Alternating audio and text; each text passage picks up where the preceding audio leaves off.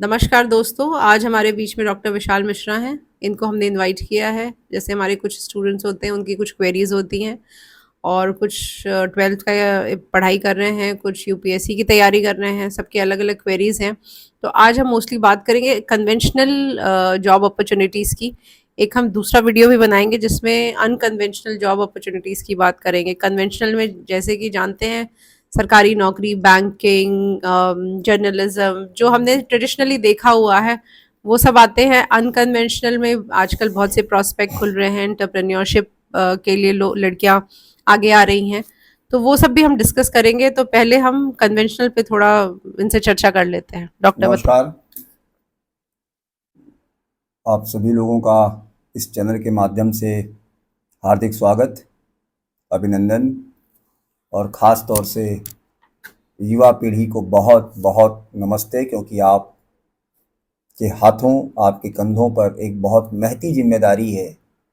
जो हमारा demographic dividend है कि सबसे ज़्यादा युवा हमारे पास हैं, और ऐसे में आपकी भूमिका और बढ़ जाती है जब भारत विश्व गुरु के माप स्तर पर पुनः अपने आप को पुनर्स्थापित कर रहा हो और मार्गदर्शन करने को तैयार हुआ।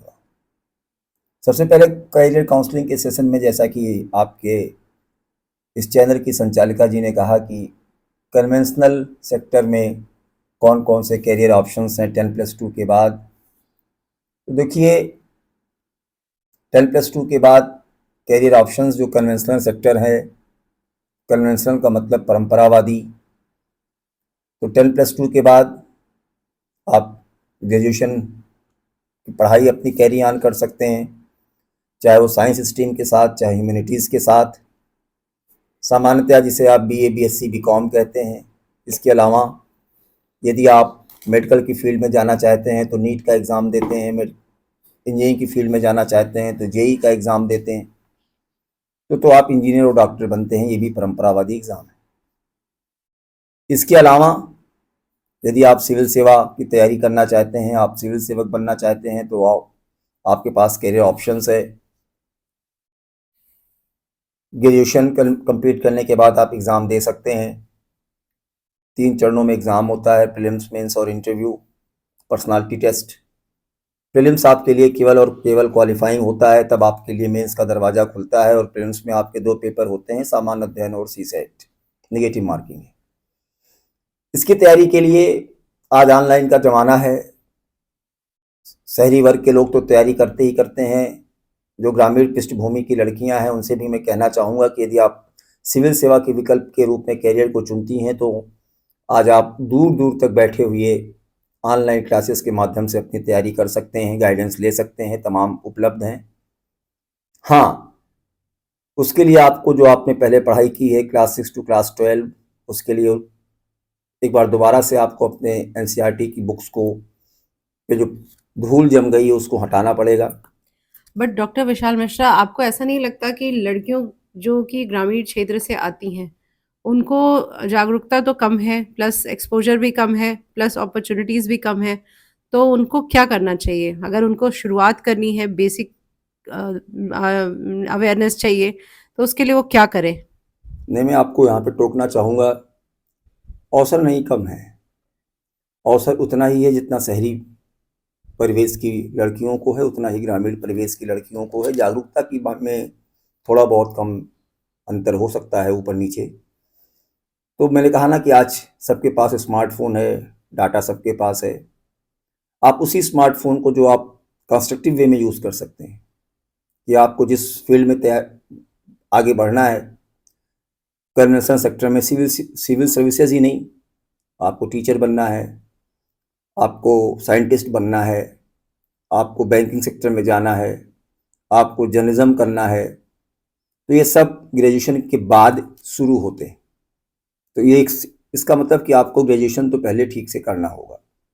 टीचर बनना है प्राइमरी लेवल पे, बीएड करिए, बीटीसी करिए, टेट का एग्ज़ाम दीजिए, सीटेट का एग्ज़ाम दीजिए। कॉलेजेस में जाना है, पीजी करिए, नेट का एग्ज़ाम दीजिए। पीएचडी करना चाहते हैं, जेआरएफ क्वालिफाई करिए। आज ही मैं देख रहा था कहीं पर न्यूज़ कि अब जो जीआरएफ पे फेलोशिप मिलती थी वो बढ़ के लगभग 37,000 के आसपास हो गई है। कंटीजेंसी फंड भी होता है, तो आप पढ़ाई करें। कंपटीशन की जहाँ तक बात है, तो अब जब चीज़ें ऑनलाइन उपलब्ध हैं, तो अब आप ये नहीं कह सकते कि ये पर्टिकुलर वर्क के लिए अवेलेबल है, पर्टिकुलर वर्क के लिए अवेलेबल नहीं है। टेक्नोलॉजी के सहारे आज आप अपनी तैयारी को आयाम दे सकते हैं। जर्नलिज्म का कोर्स करना है, उसके लिए तो आपको इंस्टीट्यूशंस में जाना पड़ेगा, उसके लिए भी आपको ग्रेजुएशन कंप्लीट करनी पड़ेगी। लॉ की फील्ड में जाना चाहते हैं तो भी आपको एलएलबी करना पड़ेगा। कुछ यूनिवर्सिटीज़ कॉलेजेस हैं जहाँ पे ग्रेजुएशन के साथ एलएलबी कंप्लीट कराई जाती है, मतलब वो इंटीग्रेटेड कोर्स होता है। कुछ जगह हैं जहाँ पे ग्रेजुएशन के बाद आप लॉ में दाखिला लेते हैं। तो चाहे बैंकिंग का सेक्टर हो, चाहे एजुकेशन का सेक्टर हो, चाहे सिविल सर्विसेज का सेक्टर हो, चाहे रिसर्च का सेक्टर हो, आपको साइंटिस्ट बनना है तो आपको एमएससी के बाद तमाम स्कोप हैं। आप ग्रेजुएशन के बाद जैम के जरिए अच्छे इंस्टीट्यूशन से एमएससी कैरी ऑन कर सकते हैं। एमएससी कर लिया आपने तो जस्ट होता है, जो कुछ ऑटोनॉमस इंस्टीट्यूट्स हैं, Indian institute of astrophysics, Tata institute of fundamental research, physical research laboratory, institute of mathematical science, doctor Vishal Mishra, मैं आपको ये एक सब जस्ट मिनट कंबाइंड होते हैं। तो आप इनके माध्यम से आप अच्छी जगह पीएचडी कर सकते हैं और फिर आप साइंटिस्ट की फील्ड में जा सकते हैं। तो वही मैं कह रहा हूँ कि ओवरऑल ये आपके कन्वेंशनल सेक्टर हैं। मेरा इसमें बस एक सवाल है कि यहाँ पे माध्यम का तो फर्क नहीं पड़ता, इंग्लिश मीडियम का एडवांटेज तो नहीं है हिंदी मीडियम के ऊपर? देखिए, ये माध्यम की कोई लड़ाई नहीं है। माध्यम केवल सहारा होता है कि आप अपनी बात को दूसरे तक कन्वे कर पाएँ। ये माध्यम की जो बात है, जो माध्यम का र्यूमर है, मैं एक बार दोबारा आपके चैनल पे फोकस होकर कहना चाहता हूँ। जब प्रीलिम्स का आप एग्ज़ाम देते हैं, ओएमआर शीट मिलती है, गोला काला करते हैं आंसर का, कंप्यूटर उसे स्कैन करता है कि आपके कोई आंसर सही है या गलत। वहाँ पर कोई माध्यम नहीं होता, केवल गोला काला करना होता है। ABCD अगर आता है तो आप गोला काला करेंगे, नहीं आता है तो गोला काला नहीं होगा या गलत होगा।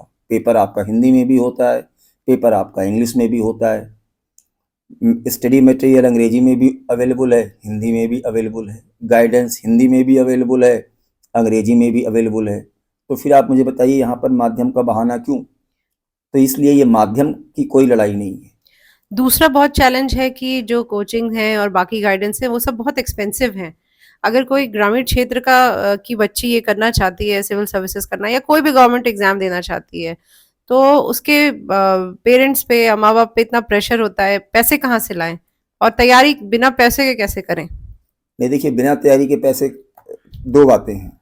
नंबर एक कि बिना पैसे की तैयारी कैसे करें, आपका प्रश्न है, तो उसके लिए ऑनलाइन कई चैनलों पर कई स्टडी मटेरियल, कई क्लासेस अवेलेबल हैं। आप पहले ये तय करिए कि आपको किस फील्ड में जाना है।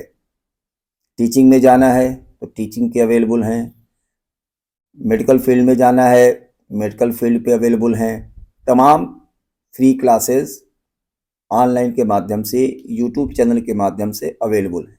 आप रजिस्टर लेकर बैठिए, पेन लेकर बैठिए, पढ़ना शुरू करिए। नंबर एक।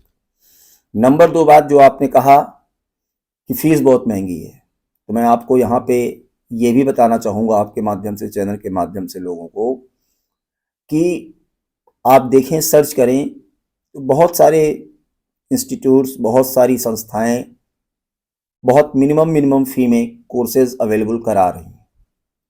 और यही नहीं, मैंने खुद देखा है कि कुछ इंस्टीट्यूट्स EMI पर कोर्सेज उपलब्ध करवा रहे हैं।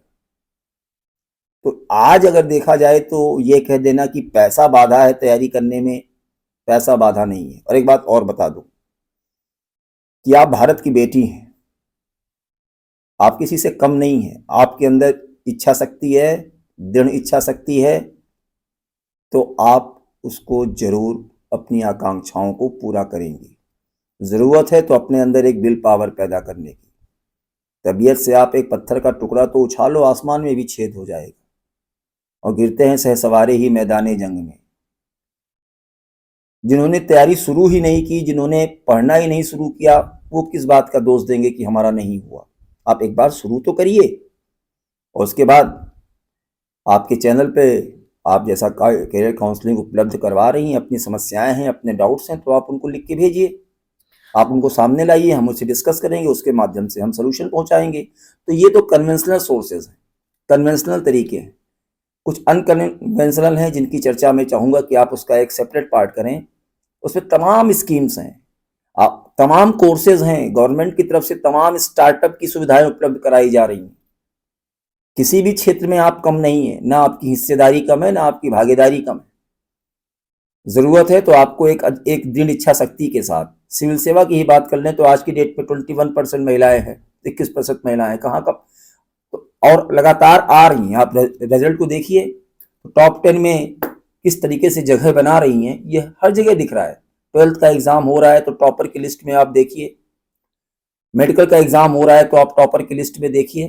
तो ये कह देना कि क्षमता कम है या वो उनकी हिस्सेदारी जरूर कम है क्योंकि जागरूकता कम है या वो चीजें उपलब्ध नहीं हो पा रही हैं, लेकिन अब आप आइए, आगे बढ़िए, तय करिए पहले कि आपको करना क्या है, किस फील्ड में आपको जाना है, क्योंकि जब तक आप तय नहीं करेंगे तब तक आप उस पर्टिकुलर कोर्स, उस पर्टिकुलर डायरेक्शन में काम पूरे मनोयोग से नहीं कर पाएंगे।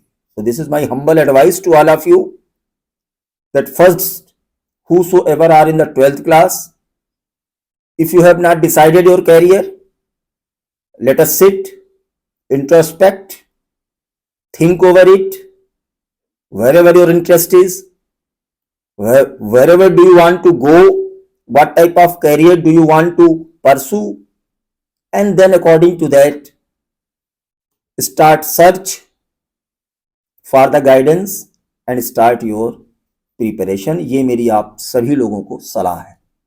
डॉक्टर विशाल मिश्रा, बहुत बहुत धन्यवाद, और धन्यवाद। सारे व्यूअर्स को भी बहुत बहुत धन्यवाद। और मैं कहना चाहती हूँ, जैसे डॉक्टर विशाल मिश्रा ने कहा, लेट अस सिट। अगर फिर भी आपको कोई डाउट रहता है, बेसिक से सिंपल क्वेरी आपको रहती है, तो आप कमेंट सेक्शन में जाके मुझसे पूछ सकते हैं। यहाँ हम अपना लिंक भी देंगे, आप मुझे मेल भी कर सकते हैं, हम फर्दर आपको गाइडेंस प्रोवाइड करेंगे। मेरा बस इस चैनल से ये आह्वान है कि देश की बेटियां आए, अपना रोल समझे, अपना राइट समझे, फाइनेंशियल इंडिपेंडेंस की तरफ बढ़े, और ओवरऑल जो नेशन बिल्डिंग में होता है अपना एक अहम भूमिका अदा करें। बहुत बहुत धन्यवाद। धन्यवाद डॉक्टर विशाल।